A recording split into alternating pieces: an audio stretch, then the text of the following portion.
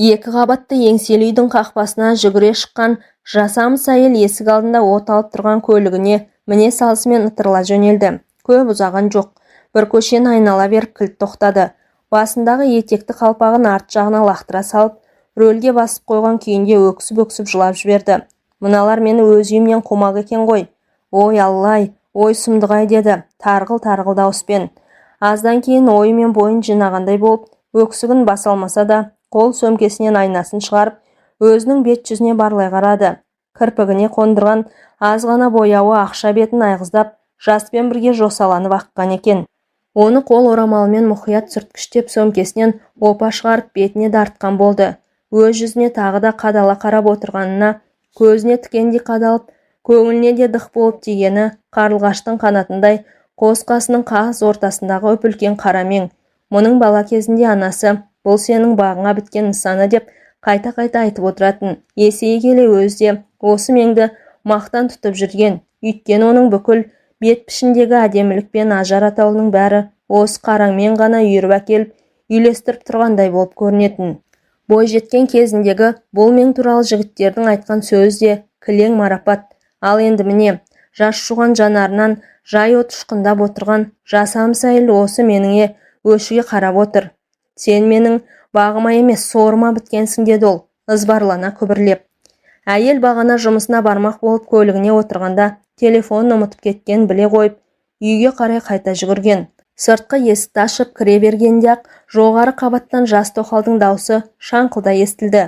Күйеуіне қатты ашуланып, айқайлап жатыр екен.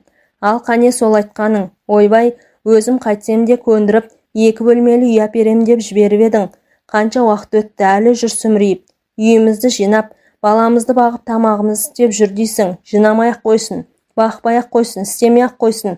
Қызметші жалдаймыз. Мына бала да есейіп қалды. Тәрбиеші керек. Оны да жалдаймыз. Бәрі де болады жаным, бәрі болады, деп міңгірледі күйеуі. Осы сөздерді анық естіген әйел тез-тез басып барып, телефонын алған соң үстіндегілерге білдірмей шығып кеткен. Әйел енді осы сордың мынау қарамеңдей маңдайынан жабысардағы ең алғашқы ұмытылмас күнді тізбек-тізбегімен көз алдына елестете бастады. Күйеуінің бұған әлденен айта алмай жүргенін 2-3 күннен бері байқаған. Соның сәті бүгін түсетін сияқты. Бағана Сеулдегі университетке биыл түскен қыздарын шығарып салуға кетіп бара жатқанда, айкүміс, бүгін сенбі ғой, үйде боласың ғой, мен көп кешікпей келемін, әңгімелесін шаруа бар, деп ескеріп кетті. Өзінің жері сарыла өңі тіпті қызара түскендей ме, мейірім төгіліп тұрғандай болып көрінетін көкшіл көздерде мүләйімси қалған байтеуір, бет жүзінде бір өзгеріс бар. Осы Қасымбектің ең бір жақсы қасиеті, барлық кісінің көңіліне қарап елпілдеп тұрады. Ешкімнің бетін алып дауласып жатпайды. Шын шамданып ашулана қалған сәтінің өзінде тұнжырап төмен қарай қалатынын қайтерсің. Қой аузынан шөп алмайтынның өзі. Бай боп, күйеу боп бұғанда ешқашан ақырып зекіріп көрмепті. Айкөш дейді де тұрады сызылып. Тек кейінгі кездер ғана айкөміс деп атын толық атайтын болыпты. Жастары келіп қалған уақыт сонысы да дұрыс шығар. 50 жасқа келіп қалған сары қарын қатынды айкөш деп тұрғаны қайбір жарасын. Көптен бері екеуміз дұрыстап әңгіме айтпаппыз ғой деп ойлаған айкөміс тоңазғыштан ет алып тез жібіту үшін суық суға малып қойды да дастарханды жайнатып қоюға тырысты. Тіпті үстелдің дәл ортасына ылғи сақтаулы тұратын қып-қызыл алмалары мен жүзімін, оның үстіне бананын да орналастырып, 2-3 жерінен тәтті дәмділерді де қоюды ұмытпады. Көптен бері ішілмей тұрған тәуір коньякты 2 рөмкесімен әкелген соң, нағыз сюрприз деген осы деп сылқ-сылқ етіп күліп жіберген өзі де байқамай қалды. Қос мықынын таянып дастарханға қарап, аз тұрды да судағы етті алып таза қуырдақ қуыруға кірісті.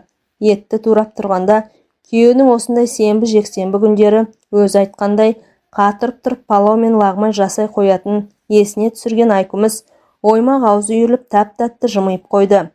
Қасымбектің қолы туымысынан епсекті ме, әлде оңтүстік жақтың жігіті болған соң ба, тамақ істеуге тым шебер. Саусағынан бал сорғалап тұрғандай, жоқ деп терең күрсінді айкүміс. Бәрі шешесіз жетім өскендігінен ғой. Ойлап тұрса әкесінен де жеткіншек кезінде айырылған осы жігіттің жетімдігінде, кедейлігінде кемсітпей жандай жақсы көріп өле сүйген өзінің жүрегі де үлкен екен-ау. Бәрінен де дәулеті асып дәурен жүріп тұрған әкесінің жүрегін айтсаңшы. Осы Қасымбекті бір ретте болса күйеу бала деп атап көрмепті ғой, ылғи ұлым деп отыратын. Әлде өзінің ұлы жоқ болғандықтан бекен. Маңдайына басқаны осы Айкүміс ғана еді. Малға кедейлік түк емес, перзентке кедейлік батады екен жанға. Міне, Айкүмістің өзі де жалғыз қызы Раушанның аст үстіне түсімен өмірін өткізіп келе жатыр емес пе? Айы да сол, күні де сол. Әкесі қандай ғашап адам. Ұлының жоқтығын ешбір жанға білдірмей-ақ кетті-ау. Әй, қайдан, өзі білдірмесе де өзгелер сөз қылмады деймісің? Өзінің көз тірісінде-ақ мынау екі қабатты үлкен үйінің қызының атын аударып бергеніне де үлкен мән бар шығар. Егер аяқ астынан о дүниелік болып кетсем, үй жайымды, дүние мүлкімді ешкім талан-таражға салмасын, бәріне қызым ие болсын деп, мұны заңды түрде мұрагер етіп кетті ғой. Қамқорлық көрсететін ешкімі жоқ, жалаңаяқ күйеу баласын бизнеске баулап, қасына алып ұстаздық еткенін айтсаңшы, сонысы қандай жақсы болған. Ат тұяғын тай басар дегендей, өзі өлгеннен кейін өбілкен фирмасын күйеу баласы дөңгелетіп әкетті. Осыдан 3 жыл бұрын қайтыс болған анасы да айтты ғой, Құдай бізге күйеу баланың да жақсысын берген деп. Бетіне келме, беделін түсірме, дос-жарандарың туған Құдайдай сыйла. Сен сөйтсең, ол да сен жерге қаратпас деген ақыл кеңестерін өсиетінде етіп қалдырып кетті жарықтық.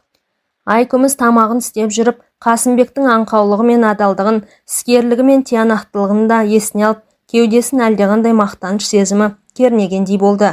Бірақ ол сезім үстіне су құйып жіберген шоқтай болып, тез арада сөне қалды да, оның орнына қоңырсық түтіндей қоп-қою мұң бүркемеледі. Осы бір жексұрын қаяу қашанда жан жеп жүрегін сыздататында тұратын. Тола бойы тұңғыштары Раушаннан кейін бала тоқтамай қайта-қайта түсік тастап 2 жылдан соң бала көтеруден сап тыйылғаны, таусылмас мұңы, қайтпас қасіреті. Соншама таусылып, күнде күңіренбес еді. Өзінің әкесі сияқты Қасымбектің де бұл өмірден ұрпақсыз өтетін түрі бар. Япырау, неткен сәйкестік. Әкесі сияқты күйеуі де жаратушы, еден жалғыз қызының амандығын тілеп, жалбарынумен өмірден өтсеші. Сонда анау атақты фирмасын күннен күнге кеңейте түсемін деп, жарғақ құлағы жастыққа тимей жүрген Қасымбектің жиған терген бүкіл байлығы кімге қалмақшы? Артынан ерген бауыры тұрмақ, туған туысы да жоқ. Жал құйрықсыз азаматтың тапқан табыстарының бәрі асып төгіліп, бекерден бекер қордаланып жатқан жоқ па? Айкүміс осы жайды ертерек ескеріп, күйеуіне жетімдер үйіне көмек көрсетіп тұрайық дегенде орнынан шоршып түскен болатын. Қызымызды керемет адам етіп өсіруіміз керек, оқытуымыз керек, елде жоқ көлік алып беруіміз керек, тұрмысқа шыққан соң сән салтанатты үй салып беруіміз керек деп, шет-шексіз керектерін шұбырта жөнелген. Айкүміс бұрыннан байқаушы еді. Қасымбектің бұған айтатын сөздерінің көбі керек деген бір сөзбен тиянақтыланып отыратын. Бұл не деген бітпейтін көп керек деп, күйеуінің осыншама ашқарақтығына намыстанып та қалатын. Қуырдағын қуырып, шайын қайнатып, дабдайын отырған кезінде арнайы шақырған қонағындай болып, Қасымбек те келді. Ол жасаулы тұрған дастарханды көргенде аң-таң болып, состиып тұрып қалды. Не, қонақ келеді ме бүгін деді. Бірінші сауалы. Міне келіп тұр ғой деді Айкүміс. Кім? Сен. Айкүміс сәл жымиып еді. Қасымбек қарқылдап күліп жіберді. Сонда мен өз үйіме өзім қонақ болғаным ба? Адамдар бір-біріне қонақ екен деген сөзі бар өлеңді жақсы көруші едің ғой. Сен бағана әңгіме бар деген соң дастархан жасап, дұрыстап отырайық дедім. Әлде саған ұнамай тұрма деді. Жоқ, неге? Ұнайды деп қалбалап қаққан Қасымбек те тез шешініп, қолын жуып дастархан басына отыра кетті. Үстел үстіндегі коньякты көріп, қазір рөлге отыруым керек. Мынаны алып таста деді Айкүміске. Тамақтарын ішіп бола бергенде Айкүміс Қасымбекке қарап, ал баста әңгімеңді деп еді, күйеуінің өңі ұбылып екі қолы алдына симай, тықыршыған үстіне тықыршып кетті. Саған не болды? Әбігерленіп отырсын ғой деді. Соңғылай әлде бір ұнамсыз жағдайды сезінгендей күйеуіне сұғына қарап. Қасымбек орындыққа шалқалай отырып, қампая бастаған ауқымды қарның үстіне қос қолын айқастыра қойып, тамағын бір қырынып алды да, Айкөш деді. Даусы құмығып шықты. Айкөш, саған осы сөзімді айтайын деп жүргеніме біраз болды. Өзің білесің. Сені ренжітпек түгілі аздап өкпелетуге де батылым бармайды ғой менің. 2-3 рет оқталып тұрып тайқып кеттім. Тіпті айтуға да аузым бармайды. Қасымбек екі көзін тарс жұмып, сілейіп отырды да қалды. Басы кекжиеніп, енді қайта салбырай бастаған бұғағы бүлк-бүлк етеді. Қайта-қайта жұтынып отырған болу керек. Ал айт, төзімім таусылып барады деді Айкүміс. Өзің білесің деді. Тағы да Қасымбек. Менің сен дегенде жаным бөлек, саған еш адамды теңгеріп те көрмеппін. Міне екеуміз отасқалы да 18 жыл болыпты. Бұл аз уақыт емес, қызымызда бой жетіп қалыпты. Құдайға шүкір, басымыз аман болса бәрі бар. Ешкімнен кем емеспіз, тек бір ұлымыздың жоқтығы ғана жанымызға батады. Жиған терген дүние мүлкімізді кімге мирас етіп қалдырамыз? Әрине, сенің әкеңнің бәрін саған тастап кеткен сияқты, мен де қызыма бәрін тастап кете аламын. Дегенмен мұрагердің ұл бала болғанына не жетсін? Сен жетімдер үйінен бір бала асырап алайық деп едің. Оған мен көнбедім. Етектен кесіп жең болмас, өзіңдей тумай ұл болмас деуші еді ғой бұрынғылар. Асырап алғаныңмен бәрібір көңілің жарым болып тұратын анық қой. Иә, дұрыс айтасың деді Айкүміс терең күрсініп. Мұң құрсауында қалған аялы көздеріне жас тола бастады. Сонда не істемек ойың бар деді, көзіндегі жасты саусағымен сіліп тастап. Артымда өзімнен қалған ұрпағым болу үшін не істеуім керек екен белгілемес пе? Қасымбек Айкүмістің бетіне жалына қарағандай. Менімен ажырасып басқа біреуге еленуің керек шығар. Айкөш-ау, сен не деп отырсың деп Қасымбек орнынан ұшып тұра жаздады. Мен сенсіз қалай өмір сүремін? Сүресің, жас әйелмен. Жоқ, сен ешқайда кетпейсің. Бәріміз бірге тұрамыз. Хан сарайындай мына үйге бәріміз сиямыз.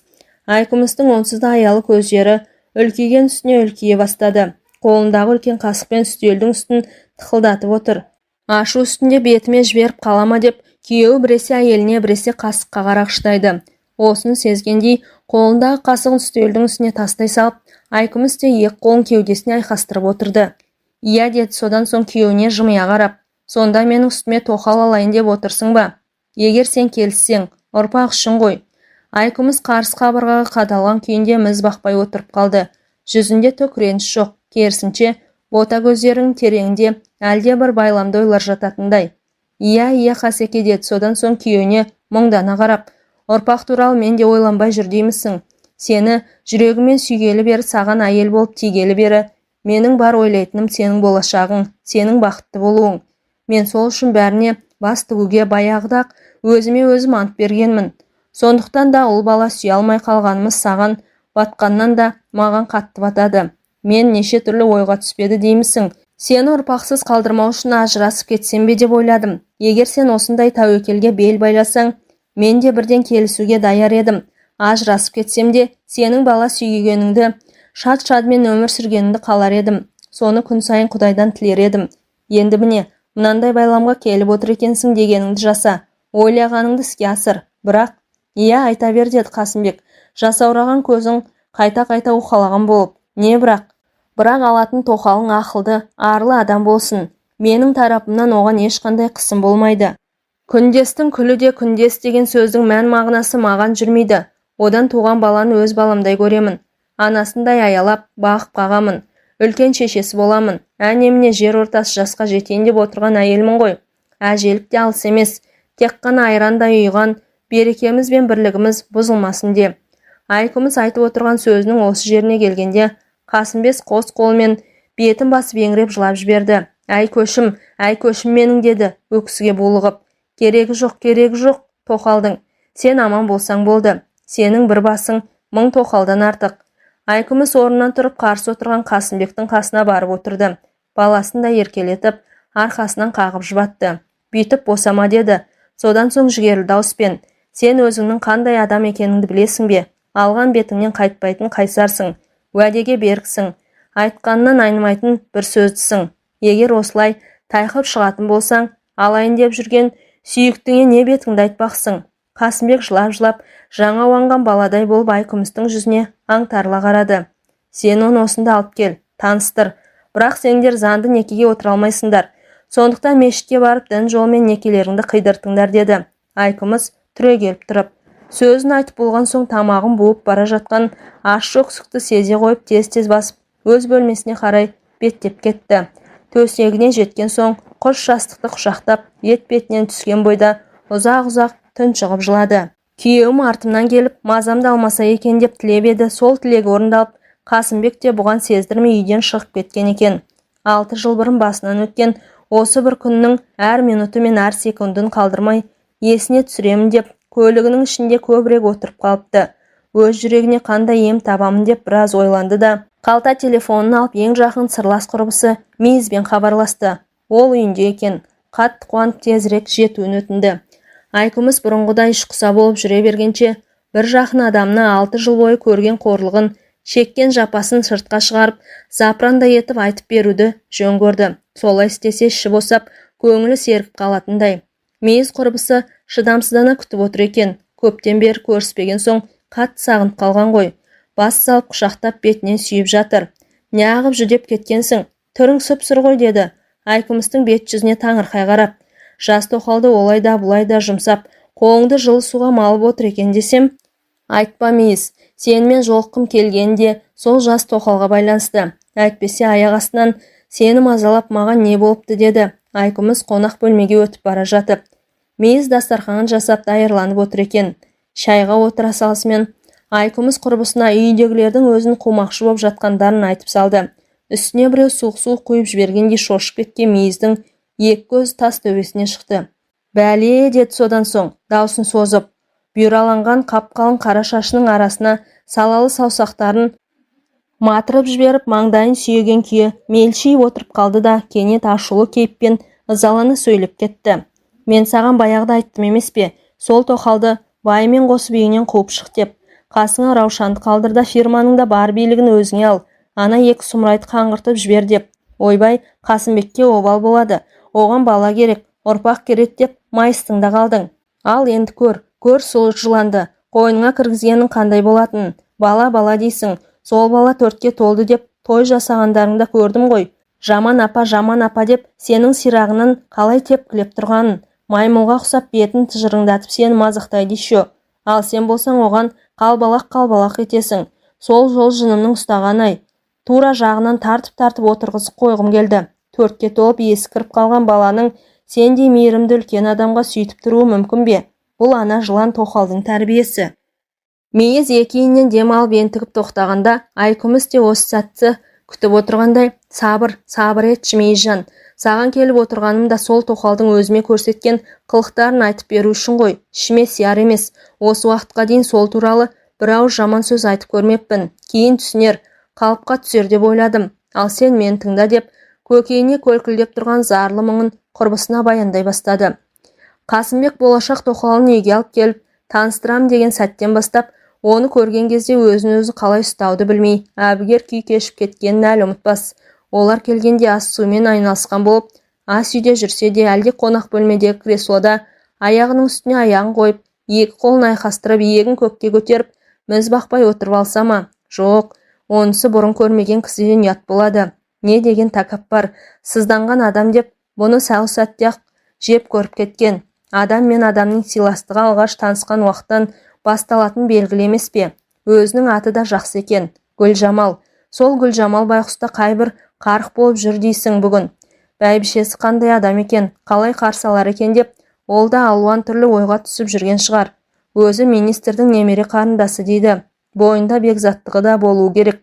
Әйтеуір кеудесін керген тік бақай болмаса екен.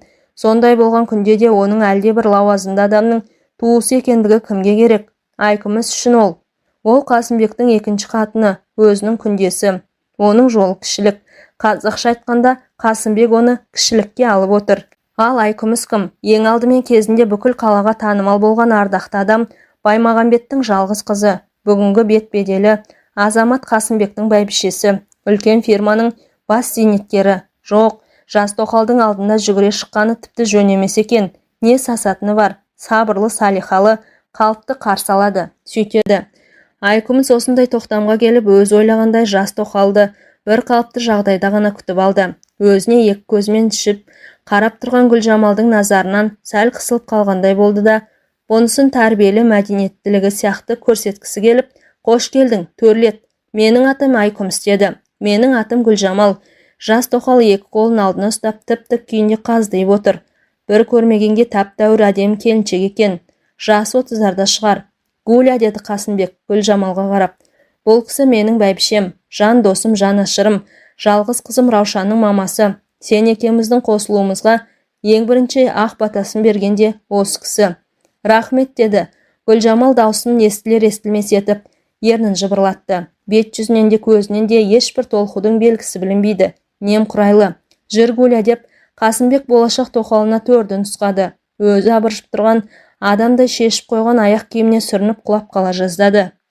Дастархан үстіне тоқтамай сөйлеген тек Қасымбек қана. Ол болашақ тоқалының 8 қырлы бір сырлы адам екенін жан-жақты түсіндіру үшін арнайы дайындалып алған сияқты. Оның айтуынша Гүлжамалдың атасы атақты күріш өсірушісі болыпты. Ленин орденінің иегері, депутат болған. Ал оның інісі облыстық республикалық жоғары орындарда қызмет атқарып, өнегелі ұрпақ өсірген. Міне соның нәтижесі ең үлкен баласы қазір қаржы министрі болып отыр. Гүлжамалдың өз әкесі де оңай адам емес. Ұзақ жылдар бойы мектеп директоры болып, содан соң аудандық оқу бөліміне ауыстырылып, ақырында меңгерушілік еткен.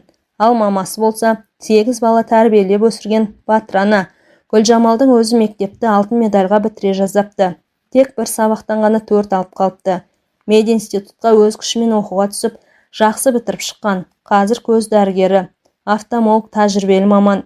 Алдындағы шайы баяғыда суып қалса да, кесеге ерін тигізбей, Қасымбектің сөзін нандып отырған Айкүміс кенеттен Гүлжамалға қарап, бұрын тұрмысқа шыққан жоқсыз ба деп сұрады. Гүлжамал селкете түскендей болып, бойын тез жинай қойып еді. Қасымбек одан бұрын жауап берді. Егер бұрын тұрмыс құрған болса, саған айтар едім ғой. Бұл Гуляны Алла тағала алғаш жаратқанда бізге бұйыртыпты. Қасым деп наздана жымиды Гүлжамал. Бізге демей, маған деп айтсаңшы. Енді сен осы үйге не боп түсіп отырсқан соң, айтқаным ғой деген Қасымбек абыржып қалған білдіргісі келмей, әңгімесін негізгі тақырыпқа қайта бұрып жіберді. Ал мына Айкүміс біздің фирманың бас дизайнері, талай-талай сәнді киімдердің моделін жасаған айтулы шебер, деп өз міндетін толық орындап болған адамдай орындығына шалқалай отырды. Айкүміс сол отырыстың үстіне Гүлжамалдың қандай адам екенін аз да болса сезбек түгілі, көзге түсіп тұруға тиіс ерекше мінез ұшқындарын да байқай алмады. Дастархан басына қалай тік келіп отырса, солай тік тұрып кетті. Үйдің бәйбішесі ғой, үлкен адам ғой деп бұған назарды аудармады. Тек Қасымбектің бетіне қарады да отырды. Онда да сүйініп емес, сынай, кекей, жымиып, кейде мүсіркей, тіпті менсінбейтіндей болып қарайды. Өзінің дөп-дөңгелек қара көздерінде әйел адамдардың көбіне тән жылылықтан гөрі жалғызбасты әйелдерде ғана болатын суықтық бар сияқты.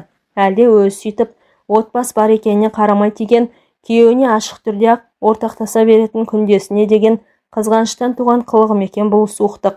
Егер әзірше сондай сезімнің үстінде отырса, үйренсе келсе, бұл келіншектің өзіне деген бүкіл жаман ойларының бәрін ыдыратып, көңілін жайландыратынына осы бастан дайындалып отырған Айкүміс, жасы 30-ға келіп қалса да, әлі өмір көрмеген жас қой. Көзімен көріп, көңіліне тоқыған соң, ернімен татып, ащымен тұщын айырған соң, бәрін озақ түсінетін болады деп ойлады. Өзінің тоқал алып жатқанын жақын достарына жария еткен Қасымбек бір сенбі күні кафе жалдап, солардың барлығына шағын той жасады. Гүлжамалды танысқан күннен кейін бір аптадан көрген соң Айкүміс күндесі бұл жол мүлде басқа адамдай болып көрінді. Ол Қасымбектің достарының арасында тым еркін, тым ерке екен. Әсіресе еркектермен жайраңдап сөйлеп, әншейін әзілдің өзінде ішін басып, шегі қатқанша күле бергенде тым орынсыз, тым сорақы. Жаңа түсіп жатқан жас тоқал еркектермен жарысып виски ішем деп, тойдың аяғында қызыңқырап қалды. Музыканттарға ақша шашып жіберіп, өз микрофонды жұлып алып атақты Дударай деген әнге салып кеткенде Айкүмістің жанына батқан. Басқа жұрттың барлығы орындарынан тұрып, қол соқты, қайырмасына қосылып шырқағандар да бар. Әрине, той болған соң ән салғанға не жетсін. Бірақ жаңа түсіп жатқан жастау тоқалдың әрпіл-тәрпіл даусымен ән салғанын былай қойғанда, Мәриямның бейнесіне кіремін деп бұраңдағаны мен жыламсырағаны, Қасымбекті орнынан тұрғызып алып сүйрей жөнелгені, ән аяқталған уақытта ерінен жабысып тұрып сүйген Айкүмісті жерге кіріп кетердей ұялтты. Үйге келген соң қызулы мастыққа ұласып Қасымбекке жабысып алып, неше түрлі сүйіспеншілікке толы сөздерін жаудырумен қоймай, кәрі арыстаным, кәрі бұқам деп оның танауынан жұлқылап құлағынан созылған әбден мазасын кетірді. Бір кезде күйеуінен жалыққандай болып Айкүміске ауысты.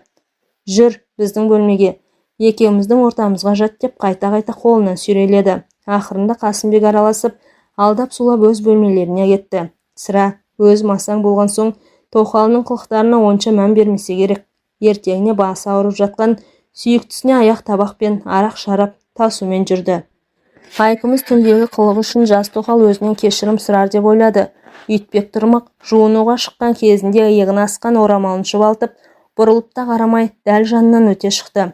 Түске таман Қасымбек бөлмесінен шығып, тамақ істеп жатқан Айкүмістің қасына келіп, «Мұнда отыр Айкүміс» деп орындықты нұсқады. Екеуі бір-біріне қарама-қарсы жайғасқан соң, әдеттегі тамағын қайта-қайта қырынып алып сөз бастады. «Айкүміс, мына бірінші қабаттағы бөлме бізге өте жайсыз екен. Бұл өзі жұбайлардың жатуына арналмаған бөлме ғой. Балконда жоқ, ауасы тарлау. Түнде Гуляның қайта-қайта тынысы тарылып, мазасызданып шықты. Сен бұлай өтсең қайтеді, түсінесің ғой. Ана, екінші қабаттағы сенің бөлмеңе ауыссақ, ыңғайлы болар еді. Оның ең жақсысы балконы бар ғой, ал мына бөлме саған ыңғайлы, ас үйге де жақын. Саған қажеттінің бәрі осы қабатта. Өзіңе де жақсы болар еді. Айтпақшы, ертеңгі күні жексенбі болған соң, Гуляның аға бауырлары мен жеңге келіндерін үй көрсетуге шақырып қойып едік. Солар да Гуляның бөлмесін көріп қуанып қалсын. Сенің де ол кісілермен танысқың келетін шығар. Жоқ, солардың менімен танысқысы келіп тұр дейсің бе? Ең дұрысы мейізге барып әңгімелесіп қайтпаймын ба? Қасымбек әйелінің бұл сөзіне қарсылық білдірмей, басын изеген болды да, әлгі әңгімесіне қайта оралды. Сонымен ана бөлмелерді ауыстырамыз ба? Өзің солай деп шешсең маған бәрібір деп, Айкүміс орнынан тұрып кетті. Сөйтіп, Айкүміс бала күннен тұрып келе жатқан бөлмесінен де айырылды. Бұл жағдай жүрегіне қатты батса да, Қасымбектің көңілі үшін және үй ішінде айқай-шу басталып кетпесін деген оймен келісімін берген болатын. Астындағы бөлмеге көшіп алған соң Гүлжамал тұрмақ Қасымбекті де сирек көретін болды. Оның кабинеті мұның бұрынғы бөлмесіне көрші болған соң кіргенін шыққанын да біліп отырушы еді. Енді бірінші қабаттың түкпіріндегі мына бөлмеде отырып жарық дүниеден хабарсыз қалғандай жағдайы бар. Бұрын күйеуімен тым құрмағанда таңертеңгі шайды бірге ішуші еді. Енді жас жұбаймен екеуі Айкүміс дайындаған тамақтарын жоғарыға апарып ішетін болыпты. Ертелі-кеш ас табақты көтеріп алып жоғары төмен жүгіріп жүретін Қасымбектің өзі. Әрине, Айкүміске тасты қойуға аты жібермейді ғой. Ал Гүлжамал болса, жұмысынан ылғи шаршап келеді. Сенбі-жексенбі күндерінде күйеуімен не өз бетімен қыдырумен болады. Айкүміс осы жасқа келгелі сан түрлі қыдырымпаз қыз келіншектерді көріп еді. Бірақ дәл Гүлжамалдай қызық құмар әйел баласын көрмепті. Ол осы қалада өтіп жатқан жаңа фильмдер мен спектакльдердің жарнамасын күн сайын оқып біліп отыратын сияқты. Қасымбек те шаршамайды екен. Кермаралдай керілген тоқалын қолтығына қысып алып шапқылайды да жүреді. Өзіне осы жүрісі ұнайтын секілді. Кейінгі кездері сылаланып тұлланып келе жатқандай. Өте көңілді. Онысы жақсы ғой, бірақ бәйбішесіне де анда-санда назар аударуды ұмытып бара жатқандай. Үйленгендеріне 4-5 ай өткен соң-ақ Гүлжамалдың іші білінді. Көптен бері зарығып күткен әулет жалғасы ол бала екенін анықталып, көп ұзамай дүниеге аман сау келетініне де еш күмән болмаған соң, Айкүмістің де көңілі көтеріле түскендей. Күндіз сәл демалып отыра қалса да, түнде төсегіне жата кетсе де, кіп-кішкентай бөпенің қызылшақа түрін көз алдына елестете береді. Ұйықтар алдында сол бөпеге амандық тілеп өз білетін дұғаларды оқиды. Бұл сәби Құдай қолдап өмірге аман есен келсе, есімін өзіме қойдырса екен деп үміттеніп 2-3 күндей ойланып жүріп, Абай деген атқа тоқталды. Күн санап күтіп жүрген бала да туды, аты да қойылды. Бірақ Айкүмістің таңдаған аты емес, Гүлжамалдың министр ағасы Нұрсұлтан деп қойғандарын жөн көрген екен. Айкүмістің жүрегі аздап шаншығандай болса да, нағашының жөні бөлек қой деп, бұл өкпесін кішкентай Нұрсұлтанды әуектеп жырбақ ұмытып кетті. Баланы бірге бөлеп, бірге шомылдырып жүрген соң, Гүлжамал екеуінің арақатын растары да жақындай түсіп еді. Амал қанша, қырқынан шығарған күні, қарын шашын алып жатқанда сәби басын қатты қозғап қалып, нәрестенің құйқасын қанатып алғаны. Сол-ақ екен, тоқалдың көзінен жасы аузынан сөз сорғалап-ақ кеткені. Оның айтуынша Айкүміс осы балаға арам оймен жабысып жүр екен. Сәбиді өзіне үйретіліп алып, кейіннен оған ойына келген жамандықтарын істеуін әбден ықтимал. Өткен бір жолы сүт орнына беретін ақ ұнтақтан осы баланың іші өтіп кеткенде, бұл пәле Айкүмістің қастығынан болғанын сезген екен. Жас баланы көп көтеріп үйреткенде қастандық. Күні бойы қолға көтеріп жаман үйренген бала шешесімен оңаша қалғанда көтер деп маза бермеуші еді. Гүлжамал сөйлеп болғаннан кейін Айкүміс: «Сәл ақылға келші Гүлжамал. Бар тілеуім осы баланың үстінде екені бір Аллаға аян».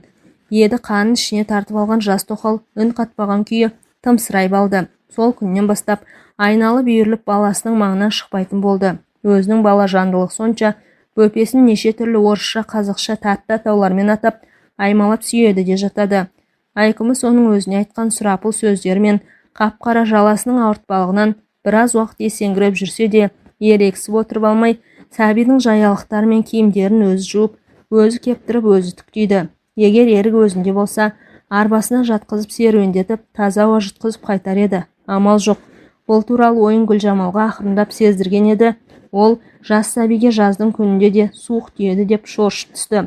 Бала 1 жасқа толды. Той тойланды, тай-тай басып жүре бастаған соң, Айкүміс оның қолынан жетелеп жүріп, азақ уақыттың ішінде жүргізіп жіберді.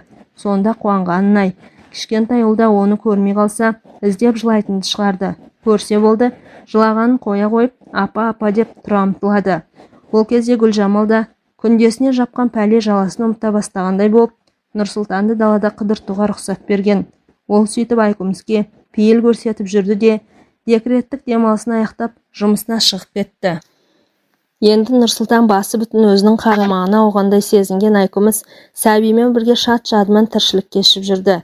Тілі шыға бастаған баламен күні бойы әңгімелеседі. Үйдегі даладағы заттардың атауларын, олардың неге керек екенін түсіндіруден де жалыққан емес. Нұрантайым менің, нұрым менің, күнім менің деп еркелеткенде сәбидің сықылықтап күле беретіні де бір дәурен.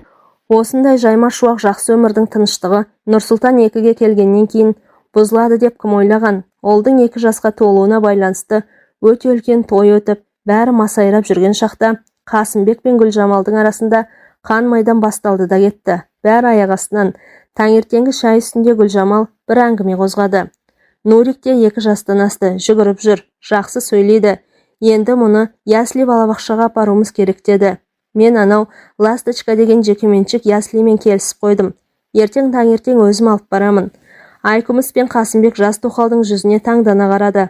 Қасымбектің қабағы түйіле бастады. Әй Гүля, сенің бұл айтып отырғаның қай сөзің деп, үстелден сәл шегініп 2 қолын айқастырып, қарнының үстіне қойды. Баламыз балабақшасыз-ақ жақсы өсіп келе жатыр. Айкүміс апасы фирмадағы жұмысына да анда-санда ғана барып, осы баланы бағып тәрбиелеп отыр. Байқайсың ба, Нурик қазақшаны сен екеумізден де жақсы сөйлейді. Қасымханның сөзін Айкүміс теліп әкетті. Иә, Қасекең дұрыс айтады. Мен Нұрантайсыз, Нұрантай менсіз де тұра алмайтын болдық қой. Гүлжамалдың дөп-дөңгелек көздері мұзға айнала бастады. Сонда балабақшаға апармайық деп отырсыңдар ма? Не деген артта қалған қараңғы адамсыңдар? Қазіргі заман талабы мүлдем басқа. Бала жаңаша тәрбиелену керек, жаңаша білім алу керек. Айтпақшы, Қасымбек бір білімсіз кемпірдің етегінің астында жүріп, осы баламыз не болады? Әй Гүлжамал, тіліңді тартып сөйле, не деп отырсың өзің? Осы Айкүмістің саған жасаған жақсылығынан басқа не жазығы бар? Осы бәйбішенің байы мен емес сен сияқты дікеңдейсің де отырасың. Гүлжамал орнынан атып тұрып, күйеуінің көзіне қарай сұқ саусағын безеп-безеп жіберді. Феодал деді, содан соң түкірі шашырап. Феодал, айттым ғой артта қалғансыңдар деп. Мен бұл жерде анамын, жас анамын. Баланы қалай тудым, солай өсіруде менің міндетім. Баламды Ласточкаға апарам дедім, апарам. Сабыр ет Гүлжамал, келісіп қойсаң апарасың ғой. Енді деді Айкүміс, ұрыс жанжал шығып кетпесін деп. Қасымбектің жирен сарылау беті өрттей лапылдап отыр. Жалтырай бастаған төбесі жарқ-жұрқ етеді. Сонда не, Ласточка деген орыс балабақшасына апарамысың деді сызданып. Иә, соған апарамын. Әй, баламыздың тілі жап-жақсы қажықса шығып келе жатқанда бүлдіресің ғой, қуаттым-ау деді Қасымбек енді жалына қарағандай болып. Бүлдіресің дейді, бүлдіріп отырған мен емес, мына сен. Сонда осы Құдайдан сұрап алған жалғыз балаңды ешкімге керегі жоқ. Қазақ тілімен қалдырғың келіп отыр ма? Орыс тілін бала кезінен үйретпесе қалады мүгедек болып. Мен өзім ауылдан қазақша оқып келіп, мединститутқа түскенде көрдім ғой көресінді. Милау-мұлқау адам сияқты.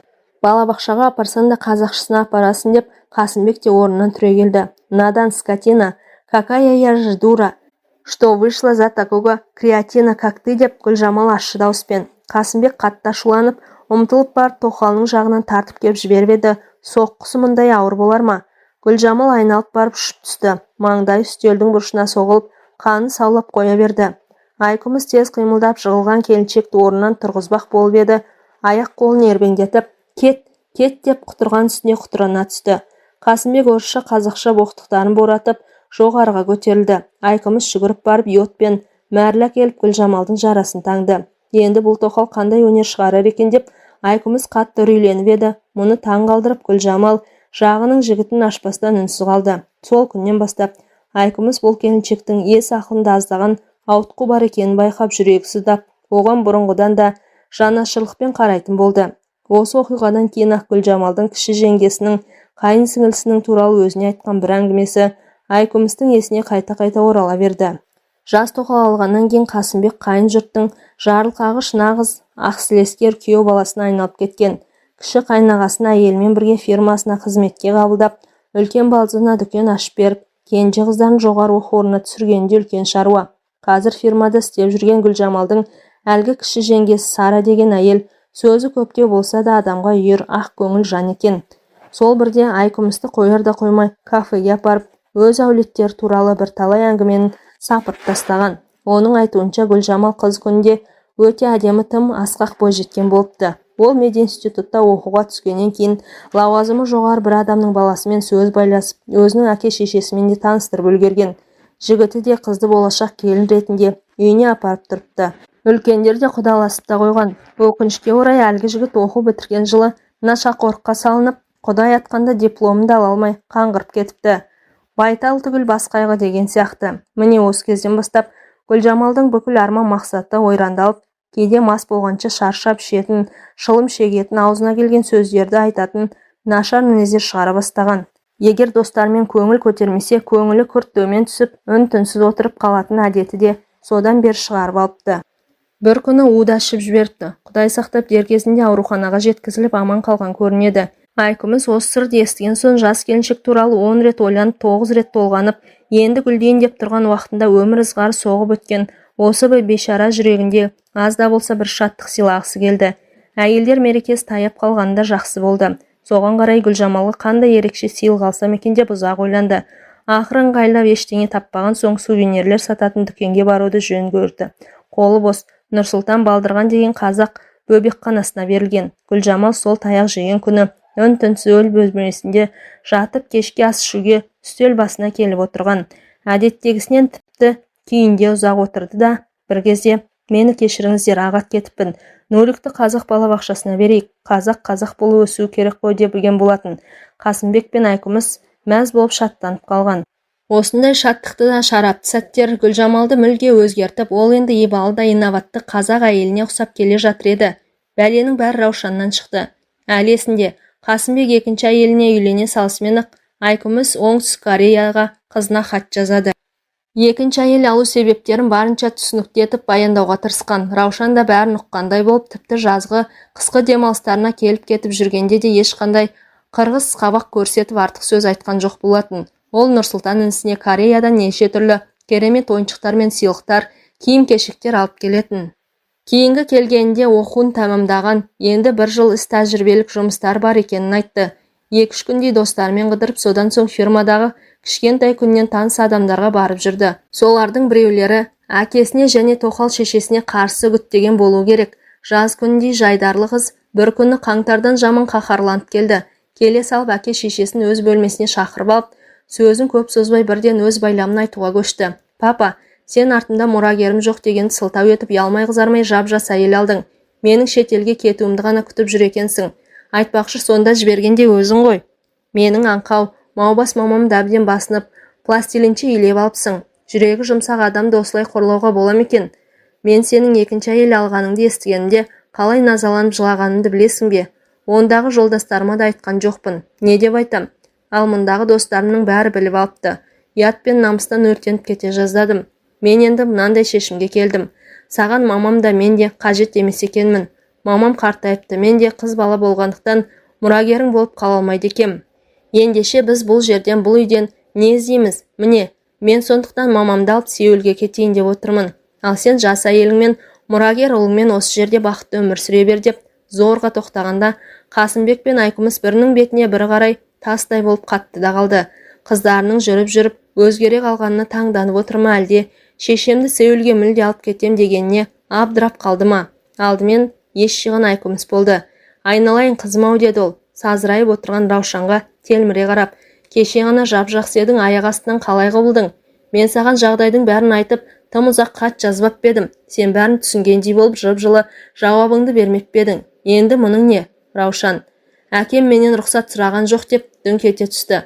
Осы кезде бағанадан төмен қарап жер шұқылап отырған Қасымбектің қатты өксіген дыбысы естілді. Ол қос алақанмен бетін басып алыпты. Аш өксігі еңіреуге ұласты. Айкүміс оны жұбатуға ұмтыла берем дегенде бөлмеге Гүлжамал кіріп келді. Не болып жатыр мұнда, деді ол. Бұларға шошына қарап. Раушан орнынан ұшып тұрып, оның алдына жетіп барды. Осының бәрі сенің кесірің. Мен не істеппін? Сен жап-жас басыңмен менің әкемнің басына айналдырып тиіп алдың. Байлығына қызықтың. Енді шешемнен де менен де құтылғың келіп жүр. Кешке менің анама неге бір түрлі қарайсыз дегенде, шеше керек болса алып кет дедің ғой. Ал міне, алып кетейін деп тұрмын. Гүлжамал состиып тұрып қалды да, жоқ, сендер кетпейсіңдер, мен кетемін деп шалт бұрылып шығып кетті. Оның артынан Қасымбек пен Айкүміс қатарласа ұмтылды. Естері шыққан екеуі келіншекпен ұмар-жұмар қабаттасып бөлмесіне бірге кірді. Жарты сағаттай жалынып жалпайып отырып осында қалуға зорға көндірді. Бұлар Гүлжамалдың қасында отырғанда Раушан үйден кетіп қалған екен. Айкүміс қызына қайта-қайта телефон шалса да ол жауап бермеді. Тек бір аптадан кейін ғана өзінің Сеулге екендігін жазып жіберіпті. Басқа ештеңе айтпаған. Айкүміс пен Қасымбек қыздарының өздеріне деген өкпесі мен ашу көп ұзамай-ақ тарқайтынына алыста жүріп, сағынғаннан кейін іс тәжірибе мерзімі аяқталған соң ұясына қайта оралатынына сенімді болатын. Бірақ амал қанша, 5-6 айдан кейін Раушан өзінің сол жақта тұрмысқа шыққанын, қызметке орналасқанын хабарлады. Бары сол ғана, мекен жайында жазбаған. Қасымбек пен Айкүмістің содан бергі өмірлері қара түнекке еніп кеткендей. Жап-жас кездерінде шын сүйіп қосылған өте тату жұбайлардың арасы бұл күндері әбден суысып кеткен. Бір-біріне айтатын еш нәрселері жоқ. Қасымбек тоқалының илеуіне әбден көніп, айтқаннан шыға алмайтын халге жетті. Бұрынғыдай көңіл көтеруге де, қыдыруға да, той-тойлауға да көңіл хошы жоқ. Міне бүгінге дейін бір үйдегілердің бәрінің өмірі осындай бір келкі күңгірт күндермен өтіп жатыр. Айкүміс жан баласынан жасырып келген, өзгеге айтпақ түгілі өзіне де сыр қылып сақтаудан қорланатын барлық ащы мұңдарын мейіз құрбысына өз әлінше баяндап берген. Ол кешқұрым үйіне қайтарында, мейіз, мен енді олармен бірге тұра алмаймын. Қасымбекпен ажырасамын. Дүние мүлкімді заңды түрде бөліп аламын. Әкемнен қалған ана, жеке жайымды Нұрантайға қалдырамын. Бұл менің сертім, деді. Жалғыз тұрып жатқанына 2 жыл болыпты. Сыңғырлаған 3 бөлменің ішінде заттарының бәрі өзіне ғана тиесілі. Басқа біреуге азда болса қатысы бір зат жоқ. Сіресіп тұрған қымбат жиһаздар мен әдемі картиналарға да ешкім қызықтап қарамайды. Ол әсіресе жалғыз басты адамның жақын жанын ашырғаны емес, өмір сапарында жол бастап отыратын тілеушісі, жүрекке нұр құятын жарылқаушысы. Бір Аллаға аян бала жасынан өскен бақытсыз күндерін өткізген үйінен тағдыр жазумен безіп, жүрегінің жартысындай жақсы көрген жан жарымен заңды түрде ажырасып, оның жас тоқалмен бет көріспестей кетісіп, дүниесін бөліп алып, жаңадан салынған зәулім үйден 3 бөлмелі пәтер салып алғаннан бері кітап оқу дегеннің өзінің ең басты құмарлығына айналыпты. Сол шақта өзінен 22 жас үлкен әкесіндей кісіге тұрмысқа шыққан тоқал әйелі жаялық жуып жүрген жаман қатын енді бір байып қалатын болды ғой деп бір кекетіп қалды. Бұл оған сөзін шығындағысы да келген жоқ, тіпті назарын да аудармады. Тек қана оның қасында тұрған кішкентай ұлдың бетінен қос алақанымен аялай ұстап, маңдайынан сүйді. Арлы бол, азамат бол деп батасын берді. Мұны көріп тұрған әкесі сол сәтте әдеттегісінен өксіп жылап жіберді.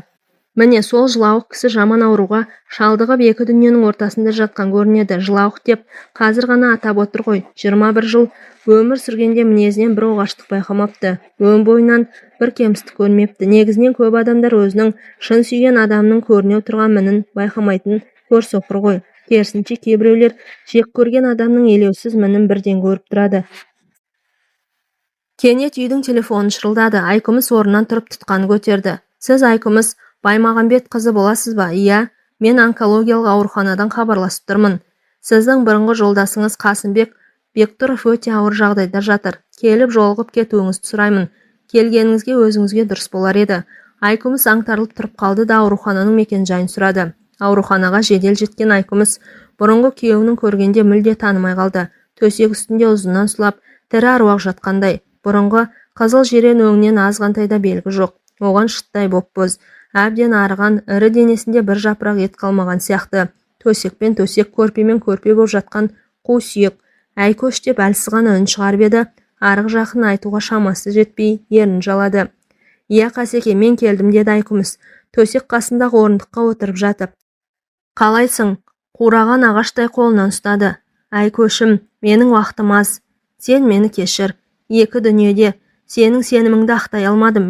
Мен өзіме бейіт соқтырып қойдым. Ана тоқалым тонап алмай тұрып, осы дерттен өлетінімді біліп, жоқ, мен сен кеткен күн-ақ өлген болатынмын, рас, өлген болатынмын, бәрі зая, ауыр науқас Айкүмісті ғана күтіп жатыр екен. Ақырғы сөздерін айтып болып, бір ышқынды да, кеудесі бір көтеріліп, бір басылып, барып үзіліп кетті. Айкүміс бұрынғы күйеуін құшақтап жыламады, тек қана кештім деген бір сөзді үш рет қайталады да, алақанымен ақырын сипап, ашық қалған көзін жапты. Қасымбек өз тірісінде өз салдырып қойған бейітіне жерленді. Өзі айтқандай, оның жан дүниесі мен арман мақсаттарының бәрі тірі кезінде-ақ өліп қалған болатын. Ал Айкүмістің оған деген пәк махаббаты мен ақ тілектері де марқұмның өзімен бірге көмілді. Әңгіменің соңы. Әңгіменің авторы Әбубәкір Қайран.